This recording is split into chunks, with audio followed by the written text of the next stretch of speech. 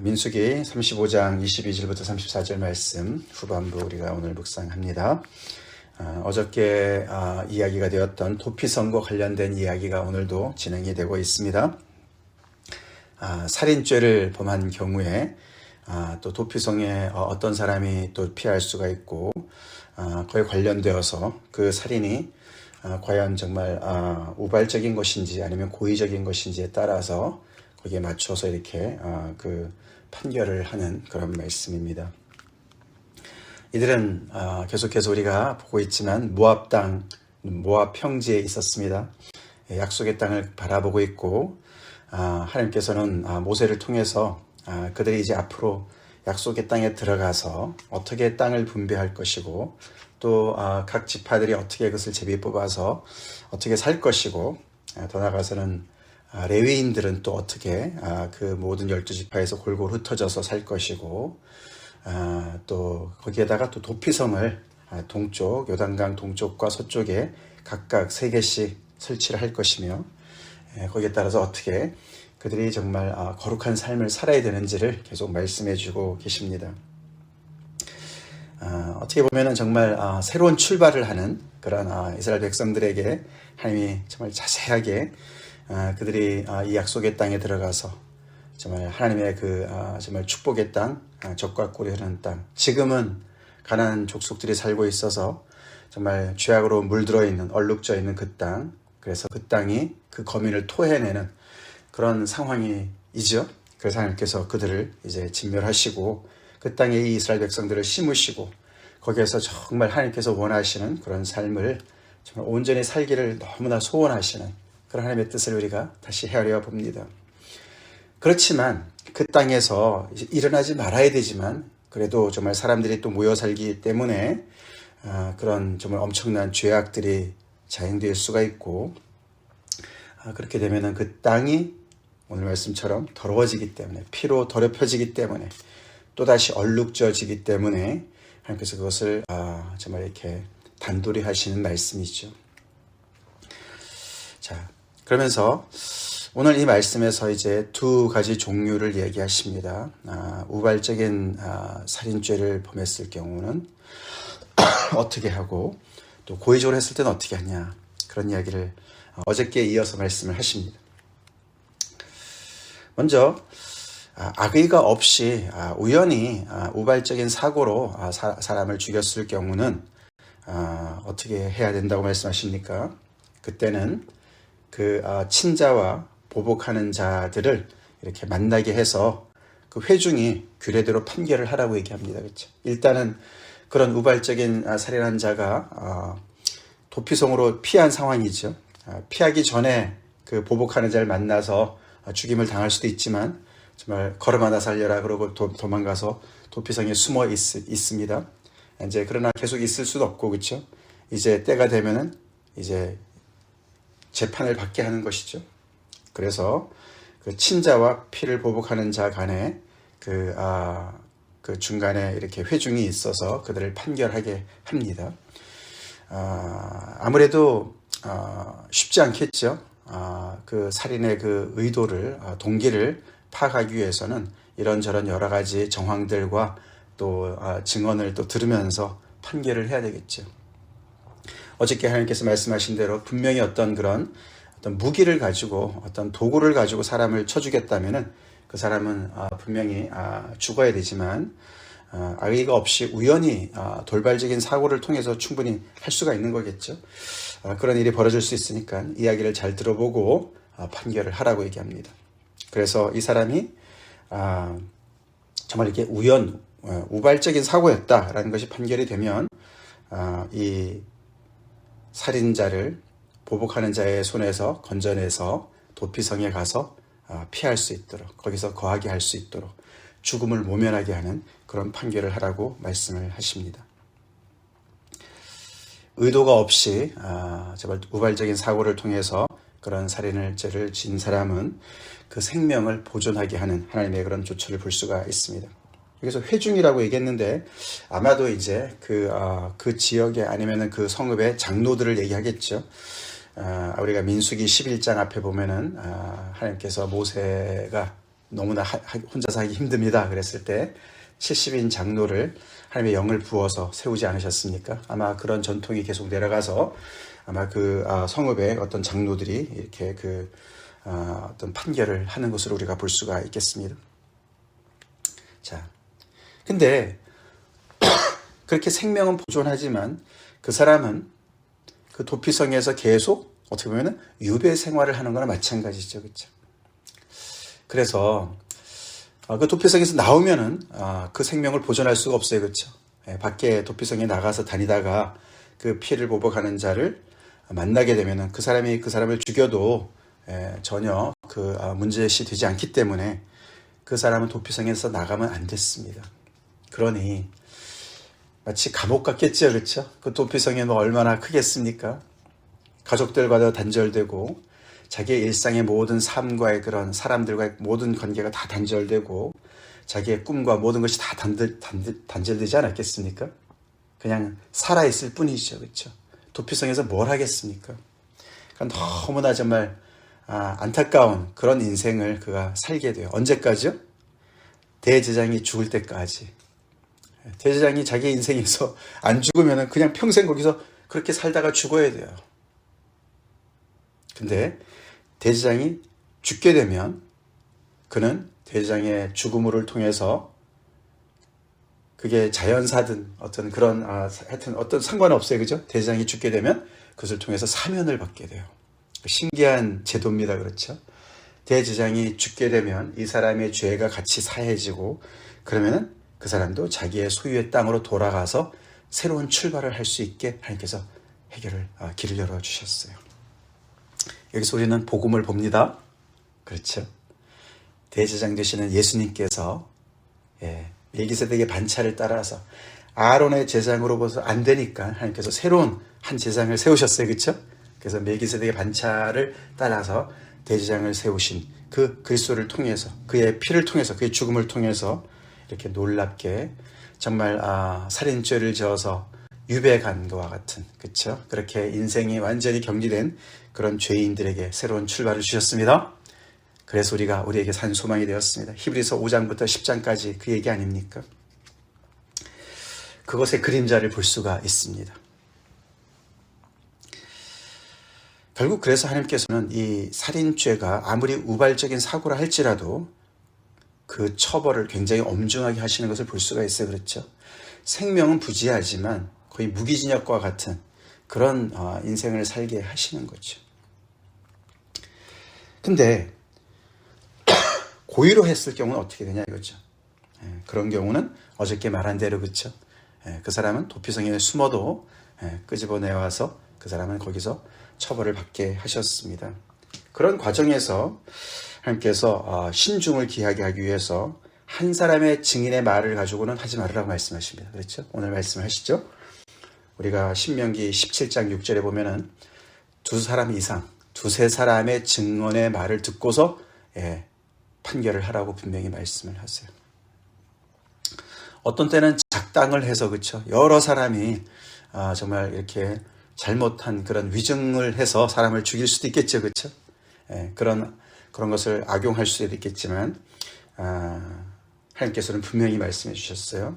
그래서 억울한 어떤 그런 판결을 받지 않도록 두 사람 이상의 증인을 통해서 그것을 확증을 하라고 말씀을 해 주십니다. 자, 그리고 속전에 대한 이야기를 하십니다. 그렇죠? 고의로 살인죄를 범한 살인자는 생명의 속전을 받지 말고 반드시 죽일 것이니라. 분명히 고의적인 살인죄를 범했는데 돈이 있다고 돈으로 속전을 내고 나올 수 있도록 하지 말라고 말씀하시죠. 그죠? 그 사람은 반드시 그 핏값을 치러야 된다고 얘기를 하십니다. 이게 그 주변의 고대 근동지방의 문서를 보면 돈 있는 사람들이요 아무리 못된 짓을 하고 살인죄를 범했어도 돈으로 해결하는 일이 있었다고 그럽니다. 그런 기록이 나옵니다. 하나님은 그것을 그렇게 허락지 않으십니다. 돈이면 다 되는 세상. 요즘에도 약간 좀 그런 거 많이 있지 않습니까? 그렇게 사회적인 법은 그렇게 빠져나갈 구멍을 줄지 모르지만 하나님 앞에서는 하나님의 눈에는 그것은 빠져나갈 수 없습니다. 그렇죠? 그래서 고의적인 살인은 자기의 피로 죄값을 치르지 않고서는 해결이 안 되는 그런 것입니다. 그리고 도피성에 피한 사람도 속전을 내고서 미리 그 자기의 길로 갈 수 있게 하지 않으셨어요. 그렇죠? 대제사장이 죽기 전까지는 절대로 도피성을 나가서는 안 됐습니다. 나가면은 죽을 수밖에 없는, 죽게 되는 피를 보복하는 자에게 걸리면은 죽는 그런 운명이었죠. 그래서 하나님은 이 속전을 이렇게 제한을 하시는 것을 우리가 보게 되죠. 결국 그렇게 하나님께서 이런 모든 제도를 통해서 그 땅에서 정말 사람들이 생명을 귀하게 여기기를 원하셨습니다. 아멘. 그렇습니다. 왜냐하면 모든 생명들은 하나님의 형상으로 지음을 받았기 때문에, 그렇죠? 그리고 그 모든 생명은 피에 있기 때문에, 그래서 하나님은 피 흘리는 죄를 그렇게 엄격하게 따지시는 것이죠. 결국은 하나님을 범하는 것이죠. 그래서 하나님께서 그 피가 정말 땅에서 부르짖고, 아벨의 피가 부르짖지 않았습니까? 그렇죠? 가인은 시치미를 뚝 뗐지만 땅에서 아벨의 피가 부르짖어서 내가 알고 온 거야. 하나님이 내가 아우를 지키는 자입니까? 가벨이 그렇게 가인에게 얘기하지 않았습니까? 그래도 땅에서 아벨의 피가 부르짖어서 결국은 그래서 그 땅이 저주를 받았습니다. 그렇죠? 그래서 결국은 가인이 받은 벌이 뭡니까? 그 가인은 그 땅에서 정착할 수가 없었어요. 그래서 정말 그 땅에서 피하고 유리하는 방랑객이 됐지 않았습니까? 결국 이제 오늘 여기서도 보면 그 얘기를 하는 것이죠. 너희가 이 땅을 더럽히지 말아야 된다. 지금 이 거민들을 토해내는 이 땅, 너희들이 이제 들어가서 그 땅을 정결케 하고 거기에서 이 거룩하신 하나님의 이 땅의 주인이신 하나님의 말씀을 따라서 잘 순종하고 그 땅에서 무고한 피를 흘리지 말고, 만약에 흘리게 되면 그 땅이 더러워지고 그 땅이 저주를 받게 되고, 결국은 그래서 너희도 그 땅에서 그 외치는 그런 정말 그 아벨의 피와 같이 그렇게 외치는 많은 그런 정말 억울한 그런 일들을 만들지 말고, 결국은 그 땅을 더럽히지 말아라. 저주의 땅으로 만들지 말아라. 약속의 땅이고 축복의 땅을 이렇게 새롭게 새 출발을 하게끔 내가 허락해주는 이 은혜를 너네가 저버리지 말아라 라고 말씀을 하십니다. 피를 흘리게 되면 그 땅이 저주를 받고 그 땅이 더러워지기 때문에, 그것은 결국은 그 땅으로부터도 저주를 받을 뿐만 아니라 하나님으로부터도 이렇게 엄청난 진노를 받기 때문에 그 땅에서 정말 엄격하게 거룩한 삶을 살으라고 말씀을 하시면서 맨 마지막 34절에 너희는 너희가 거주하는 땅, 곧 내가 거주하는 땅, 하나님께서 그렇게 말씀하세요. 약속의 땅은 너네만 거주하는 땅이 아니야. 내가 함께 거주해 라고 말씀하십니다. 그래서 거룩하신 하나님이 함께 거주하시는 땅이기 때문에 더럽히지 말라. 정말 하나님의 간절한 그런 소원을 보는 거죠. 나 여호와는 이스라엘 자손 중에 있음이니라. 내가 너희와 함께 있으니까 너희는 그 땅을 전체를 거룩한 땅으로 잘 보존하고 거기서 그렇게 살기를 바란다. 그렇게 말씀을 하시는 거예요. 하나님은 그냥 이 백성들이 동물의 제사만 꾸역꾸역 드린다고, 그리고 그런 제사만 드리고 그들의 삶은 그냥 엉망진창이라도 아무런 얘기 안 하는 우상과는 다르십니다. 네, 그렇습니다. 하나님은 그들의 동물의 제사뿐만 아니라 그들이 그렇게 하나님 앞에 제사를 드리는 만큼 삶이 깨끗하기를 원하십니다. 정의롭기를 원하십니다. 공의를 원하시는 것이죠. 그래서 하나님을 경외하고 하나님을 두려워하고 생명을 존중하고 생명의 정말 그 경이로움을 잘 알고 그렇게 하나님을 정말 온전히 정말 닮아서 살기를 원하시는 것이죠. 그들을 위해서 그렇게 살라고 말씀하신 줄 믿습니다. 그게 복이죠. 그렇게 살도록 하나님께서 이들을 거기다 심으시는 것이죠.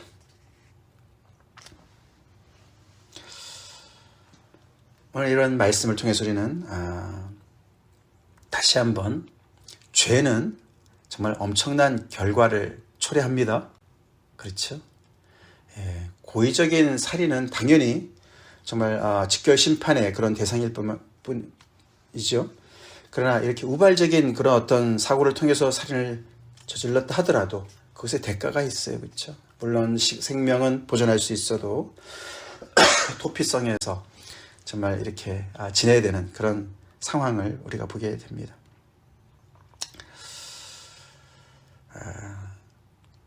우리 예수님이 우리의 도피성이 되시기도 하시지만 사실 우리가 오늘 이 말씀과 비교해 보면은 도피성 이상이죠. 그렇죠? 하나님 우리의 피난처 되시지만 우리가 어떻게 해요? 그 안에서 그냥 유배 온 것처럼 사는 거 아니지 않습니까? 그렇죠? 누구든지 그리스도 안에 있으면 보호도 받지만 새로운 피조물입니다. 우리 인생은 그리스도 안에서 정말 새롭게 출발하는 그런 놀라운 정말 은혜를 입은 것이죠.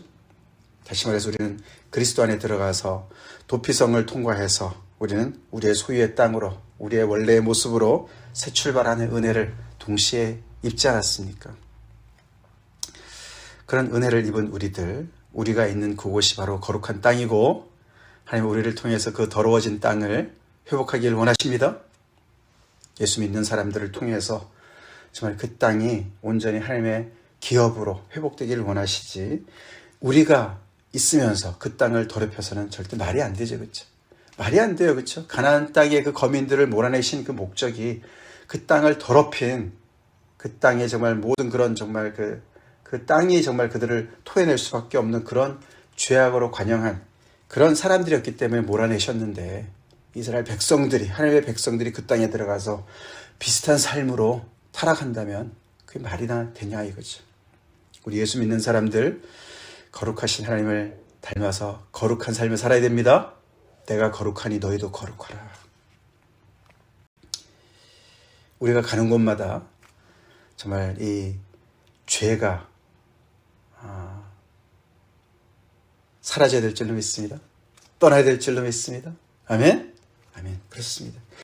예, 더럽혀졌던 곳이 오히려 정화가 되고 새로워져야 될 줄로 믿습니다. 예수 그리스도의 피가 온전히 우리를 새롭게 하시고 정말 우리의 그런 모든 우리가 가는 곳마다 새롭게 하는 그런 놀라운 은혜가 있도록 함께 우리가 기도합시다. 죄는 이렇게 환경도 오염시키지만 땅도 오염시키지만 결국은 우리 인생을 오염시켜요. 그렇죠? 죄는 우리 인생을 죄로 얼룩지게 만듭니다. 하나님이 이렇게 브랜뉴 새로운 출발을 복음 안에서 그리스도 안에 있으면 누구든지 새로운 피조물이다. 그 은혜를 우리 헛되이 받지 맙시다. 하나님의 은혜 가운데서 늘 정말 정결하게 정말 깨끗하게 성결하게 살아가는 우리 한 사람 한 사람이 되고 교회가 되도록 주님의 백성들이 되도록 이렇게 기도합시다. 다 같이 기도하겠습니다. 은혜의 주님 감사합니다. 약속의 땅을 바라보며 미래를 꿈꾸게 하시며 그 땅에 너네만 거하는 것이 아니고 나도 함께 거하기 때문에 그 땅을 더럽히지 말라고 말씀하시는 하나님의 그 간절하신 그 아버지의 뜻과 소원을 저희가 봅니다. 그리스도 안에서 은혜를 입어 우리가 새로운 피조물 되었습니다. 우리를 향해서도 똑같이 아버지 그렇게 새 출발을 은혜로 받았으니 그 안에서 거룩한 나를 닮아서 거룩한 삶을 살으라고 우리에게 말씀하시는 하나님을 저희가 아버지 금성을 듣습니다. 아버지 우리 안에 아버지 혹시라도 우리가 정말 아버지 참 주님 앞에 짓는 죄가 있다면 주님 오늘 다시 한번 주님 앞에 그리스도의 십자가 앞에 아버지 들고 나오길 간절히 기도합니다. 우리에게 온전한 새 출발을 주신 우리를 온전히 정결케 하신 그리스도의 보혈 앞으로 아버지 하나님 우리가 나와서 정결함을 받고 우리가 서 있는 아버지 바로 이 땅을 이곳을 거룩한 땅으로 아버지 약속의 땅 축복의 땅뿐만 아니라 아버지 정결한 땅으로 하나님의 그 아버지 영광을 드러내는 저희들의 삶이 되길 간절히 기도합니다. 우리가 서 있는 이곳, 우리가 정말 아버지 공동체가 서 있는 우리의 삶의 터전이 아버지 그리스도 예수의 피로 말미암아 우리의 삶으로 말미암아 정결케 거룩하게 되게 하여 주시옵소서. 그래서 이 땅을 아버지 그리스도의 피로 정복해 나갈 수 있도록 축복해 주시옵소서. 예수님 이름 받들어 간절히 기도를 올려옵나이다. 아멘.